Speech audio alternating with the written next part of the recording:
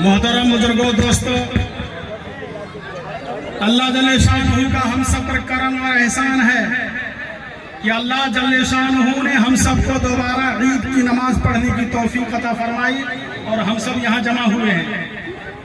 रमज़ानुल मुबारक का महीना, अल्लाह का शुक्र है हम सबों ने अच्छी तरह से नमाज को अदा किया, कुरान को पढ़ा और तहज्जुद को पढ़ा।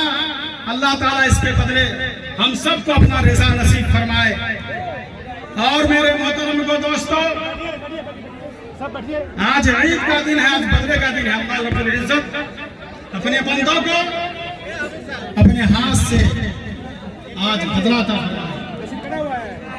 मेरे मोहतरम को दोस्तों, हम सब तो मुसलमान हैं और ईमान हम रखते हैं, लेकिन अमल से हम कमरे हैं। इसलिए कि रमज़ानुल मुबारक का महीना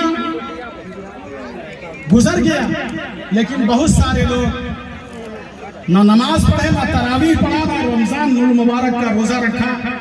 बताया, आदमी अगर एक रोजा को कज़ा करता है, रमज़ानुल मुबारक का रोजा कज़ा कर देता है, तो बताया पूरे उम्र क्या कयामत तक वो रोजा रखता रहेगा, उसके बदले में वो मर्तबा नहीं पा सकता, उसका बदल नहीं हो सकता।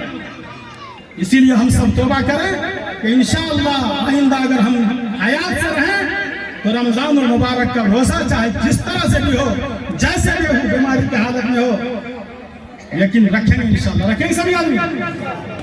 और एक वाकया से सुनाकर हम खत्म करते हैं बात।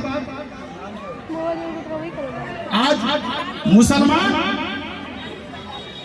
कितना अमल करता है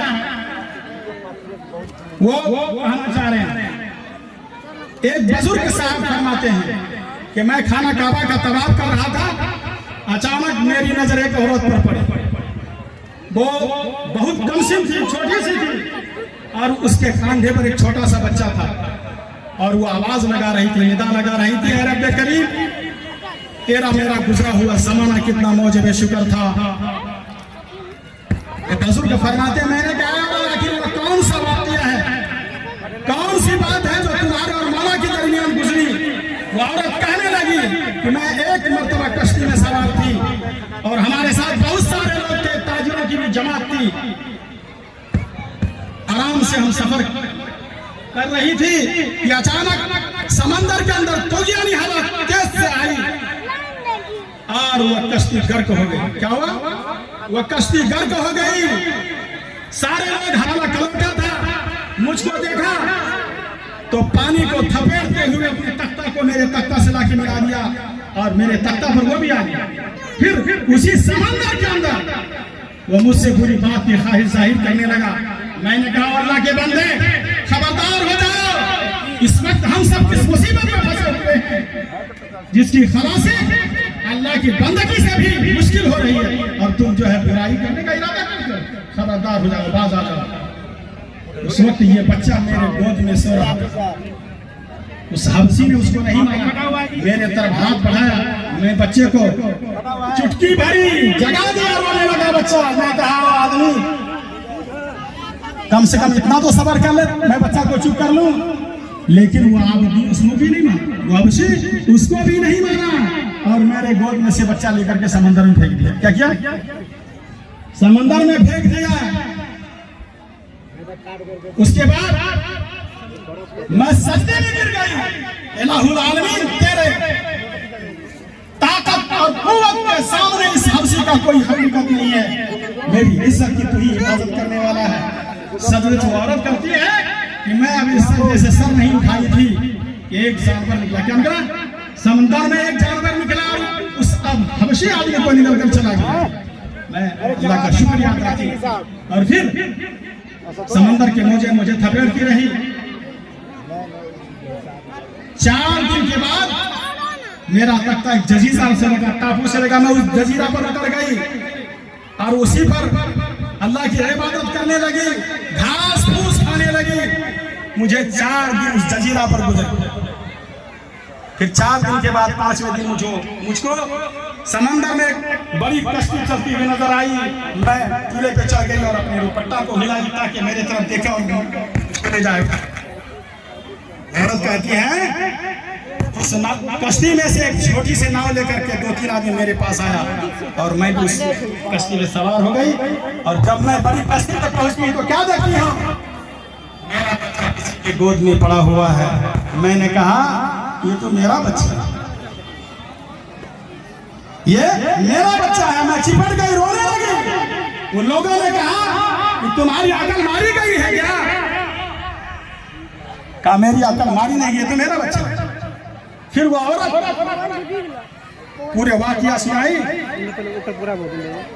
उन लोगों ने भी कहा हम लोग भी समंदर में सफर कर रहे थे कि अचानक एक जानवर के पीठ पर यह बच्चा था और आवाज आती है कि लोगों, अगर तुम लोगों ने इस बच्चे को ऊपर अपने कश्ती पर सवार नहीं कर लिया तो जिस तरह से पहले कश्ती का हाल किया गया उसी तरह से तुम्हारा कश्ती को भी किया जाएगा।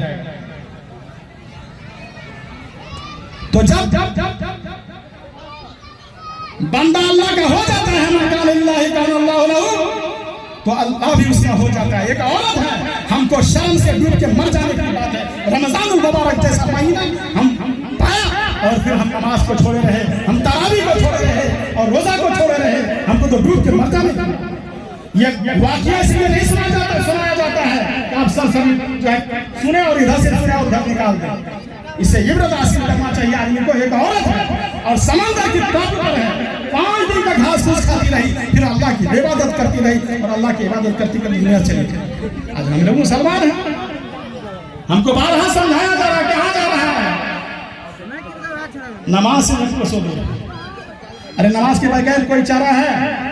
अरे नमाज के बगैर कोई चारा है तो बताया आदमी कोई जिना करता है, कोई सूद खाता है, कोई किसी को कत्ल कर देता है, कोई झूठ बोलता है, कोई शराब पीता है। या तो मेरा रोजी का मसला हल करवा दीजिए या नहीं तो इसी कब्र के अंदर हम लेटे हुए हैं, इसी हकीम पर हमको मौत दे दीजिए। क्या समझ? कौन कह रहा है?